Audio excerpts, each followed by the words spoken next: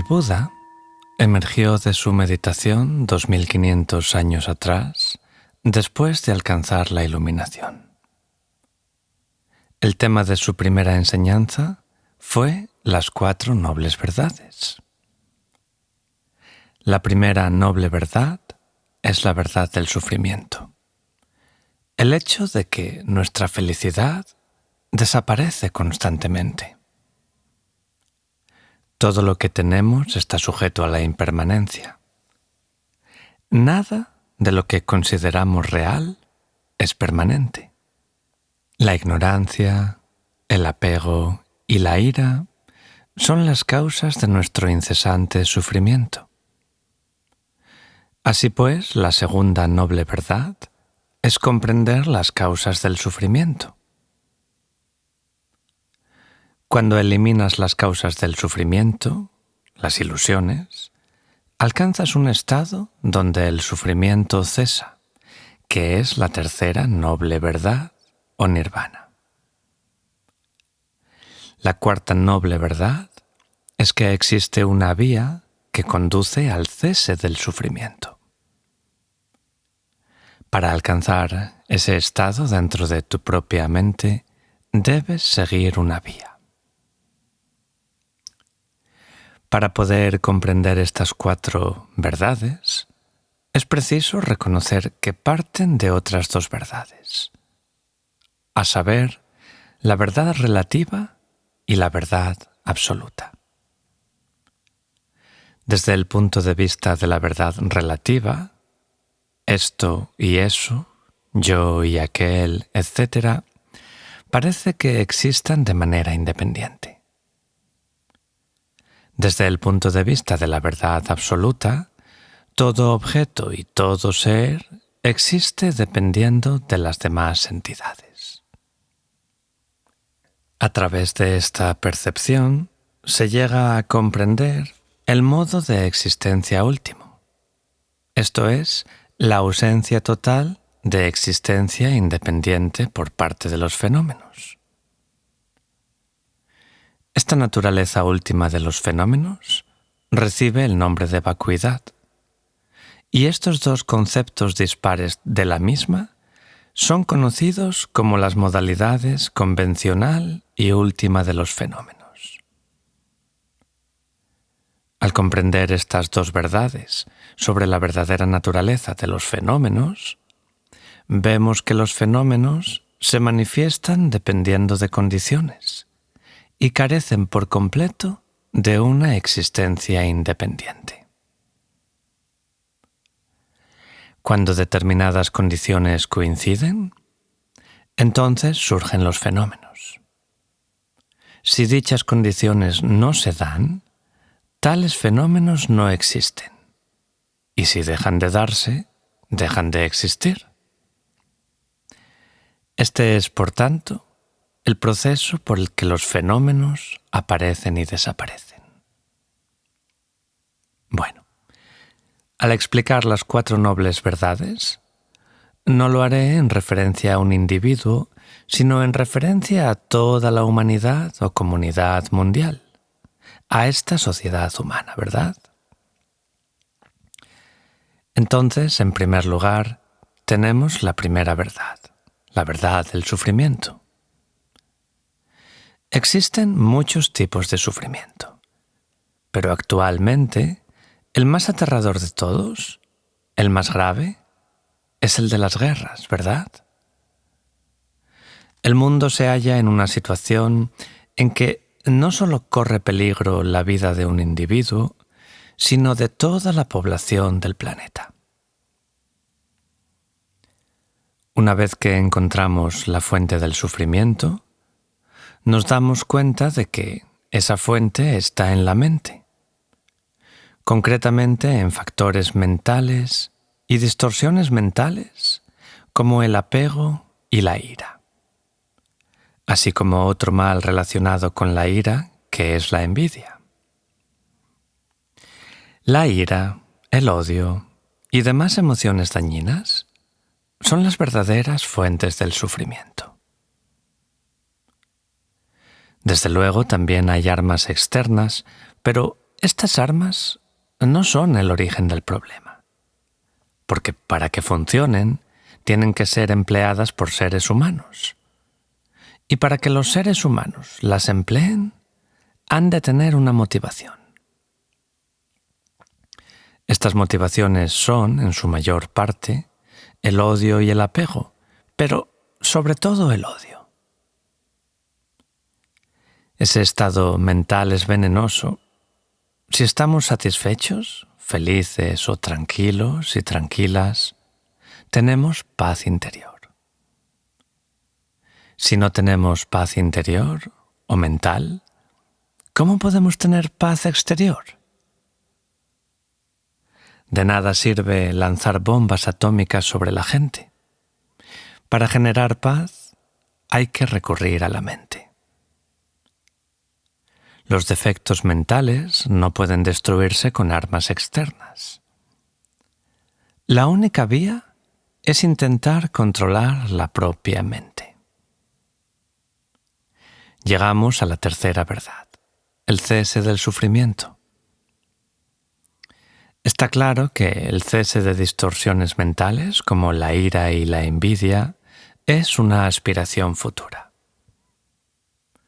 Lo que podemos hacer ahora es intentar prever el futuro. Una clara comprensión de cuál será probablemente nuestro futuro reducirá defectos mentales como la ira. Para reducir eficazmente la ira, es necesario evitar las condiciones que conducen a ella, como el orgullo o la envidia. Debemos intentar abandonar esas condiciones y acostumbrarnos a estados mentales que no encajan con la envidia y el orgullo. ¿Que es posible reducir tales distorsiones mentales? Es algo verificable. Entonces, la verdadera vía que conduce al cese del sufrimiento es la compasión. Ello implica desarrollar una mente amable y bondadosa, es decir, desarrollar la motivación de servir y beneficiar a los demás. He ahí la esencia de la vía que lleva al cese del sufrimiento. Para cultivar la compasión es necesario minimizar los efectos de divisiones dentro de la humanidad como raza, cultura, apariencia y tradiciones filosóficas.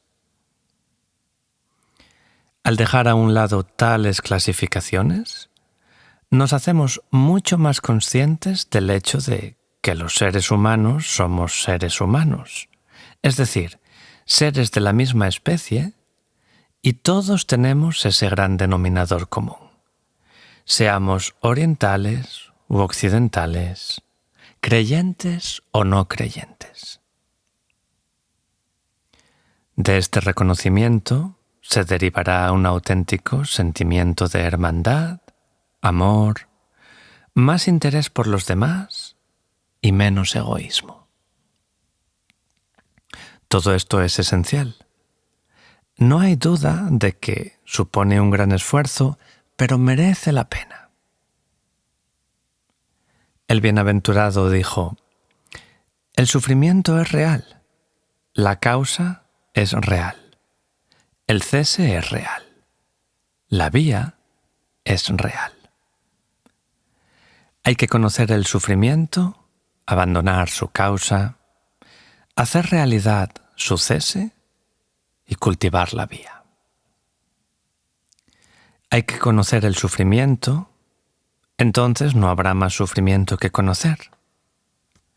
Hay que abandonar la causa del sufrimiento, entonces no habrá más causa que abandonar.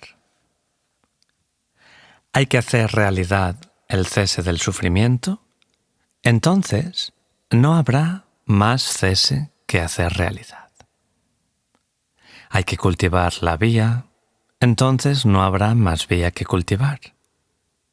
He ahí las 4 nobles verdades en cuanto a sus entidades, las acciones necesarias y sus efectos. Vamos a pasar a hablar sobre la óctuple vía. Bien, la vía es la esencia del estilo de vida budista, ¿cierto? El hecho de seguirla aplasta las semillas de las ilusiones innatas. La noble vía de la liberación definitiva consiste en comprensión correcta, pensamiento correcto, habla correcta, acción correcta, ocupación correcta, esfuerzo correcto, atención correcta y concentración correcta. Su naturaleza y funciones son las siguientes. La comprensión correcta es alcanzar la comprensión por medio de un proceso analítico en la fase postmeditativa, pensando, esto es lo que he comprendido, durante el equilibrio meditativo sobre la realidad de las 4 nobles verdades. El pensamiento correcto es examinar de qué modo el significado profundo, captado por medio de razones y señales correctas, concuerda con el significado de los sutras, de manera que su trascendencia pueda ser comprendida y transmitida a otros. El habla correcta es mostrar a los demás, por medio de la enseñanza, el debate y la escritura, la naturaleza de la realidad exenta de elaboraciones, tal como es convencionalmente representada por las meras palabras, y llevarles hasta el convencimiento de que es la visión perfecta. Es un habla pura, sin engaños. En cuanto a la conducta correcta, es el comportamiento puro que convence a los demás de que todas nuestras acciones se ajustan a la doctrina y están en armonía con la ética pura. La ocupación correcta es convencer a los demás de que nuestra ocupación es justa. No se relaciona con los frutos malignos de la ocupación errónea y está exenta de conducta aduladora, habla halagadora y demás. El esfuerzo correcto es meditar reiteradamente sobre el significado de la realidad ya comprendido, lo que funciona como un antídoto contra las ilusiones que hay que abandonar en la vía de la meditación. La atención correcta es retener el objeto del aquietamiento mental y la meditación penetrante, tenerlo presente, lo que actúa como un antídoto contra el olvido.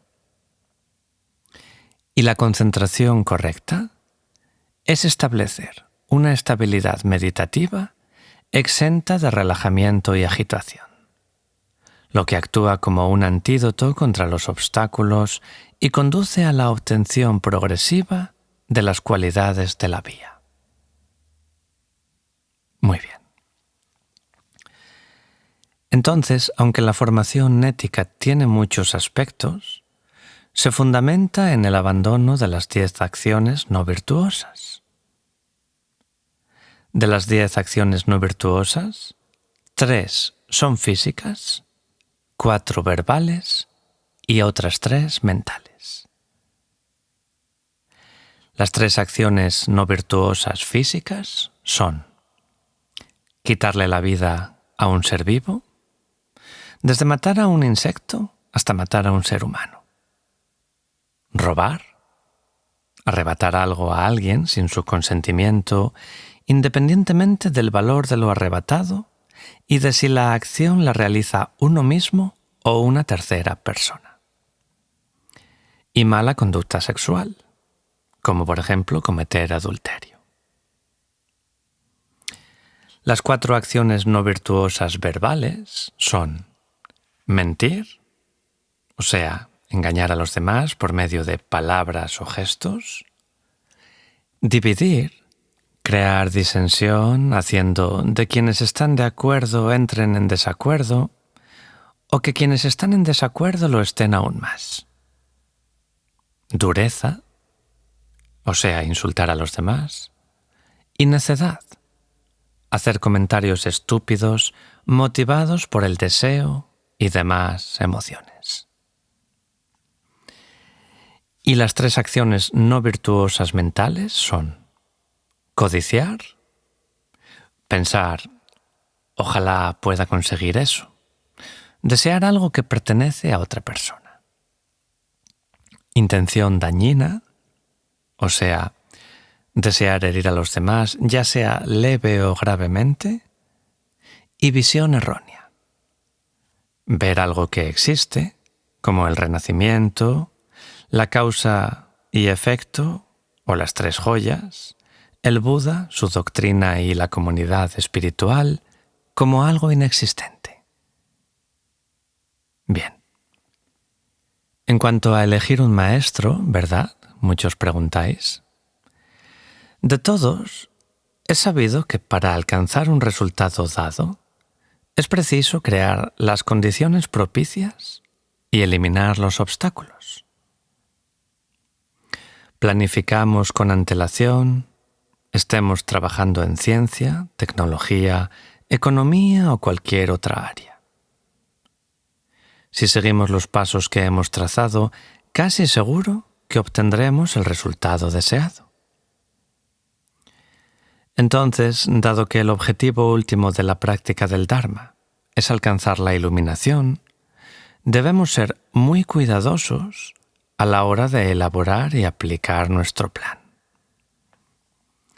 Es de vital importancia encontrar un maestro espiritual competente. La persona que aceptes como maestro o maestra espiritual ha de ser competente, desde luego. Debe como mínimo ser amable y haber domado su mente, porque la finalidad de adoptar un maestro espiritual es domar la mente. Eso significa que el maestro espiritual debería ser alguien que ha alcanzado un elevado nivel de comprensión a través de la práctica regular. Dado que el maestro espiritual desempeña un papel fundamental en nuestra búsqueda de la comprensión, el Buda se extiende en la descripción de sus cualidades. Básicamente, un maestro espiritual debe ser fiel a su práctica y poseer un conocimiento profundo del Dharma. Por tanto, es muy importante observar a un maestro espiritual antes de establecer con él una relación de maestro-discípulo. Conviene escuchar sus enseñanzas, pues ese contacto nos permitirá experimentar de primera mano su capacidad docente. Para evaluar la práctica personal de la persona, podemos observar su estilo de vida. Por otro lado, podemos averiguar cosas de esa persona a través de la gente que ya lo conoce. También resulta útil conocer a la persona en otros contextos. Si la persona te convence, deberías tratar de adoptarla como tu maestro espiritual. Una vez que aceptas a alguien como tu maestro espiritual, es esencial cultivar la fe, el respeto y el seguimiento de sus instrucciones espirituales. Que quede claro que la fe y el respeto no implican una fe ciega, ¿verdad? Al contrario, hay que emplear el discernimiento. En los sutras, el Buda explica que un discípulo debe acatar las instrucciones virtuosas del maestro espiritual, pero no pasar por alto las órdenes perniciosas. Los textos sobre disciplina muestran una postura similar, afirmando que no deberías aceptar nada que sugiera un maestro que no esté de acuerdo con el Dharma.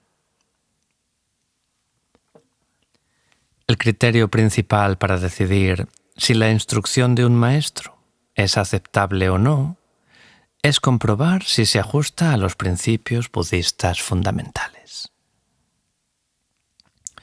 Seguro que esa enseñanza dará resultados positivos.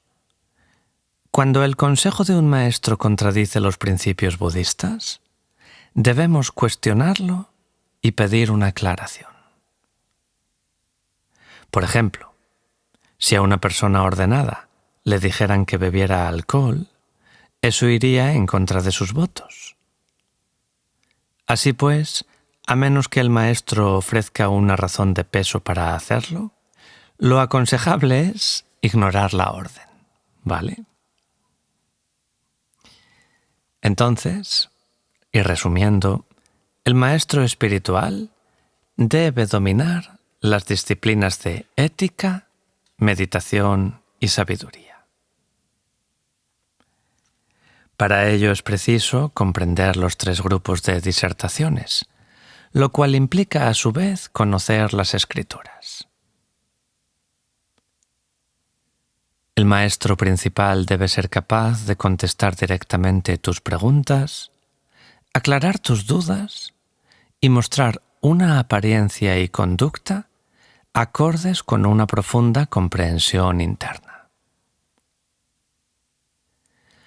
Cuenta un dicho que las rayas del tigre son visibles, pero las de los seres humanos no. Así y todo, podemos deducir cómo son otras personas por la forma en que se muestran ante nosotros. Entonces, una vez que has encontrado un maestro espiritual y desarrollado tu confianza en él, es importante evitar que la relación se rompa. Así pues, ¿cómo debería relacionarte con esa persona? Te puedes preguntar. Bueno, podemos pensar lo siguiente. Dado que los Budas trabajan activamente por el bienestar de los seres sintientes y nosotros nos hallamos entre los que buscan la liberación, ha de existir un medio por el cual podamos recibir su inspiración y bendición, ¿cierto? Entonces, este es el papel del maestro espiritual, pues él es quien provoca la transformación dentro de nuestra mente. Si te gusta lo que escuchas, considera suscribirte a este canal y darle a me gusta para ayudarnos a seguir creando contenido. También os queremos recordar que existen varias formas de apoyar al canal, ya sea a través de nuestro Patreon, Perlas de Sabiduría Milenaria, en el que disfrutarás de contenido exclusivo, a través de una aportación puntual mediante la plataforma Invítame a un café, y en los botones de gracias y miembros del canal que encontraréis debajo de cada vídeo. Podréis encontrar los enlaces directos en la descripción y en los comentarios fijados.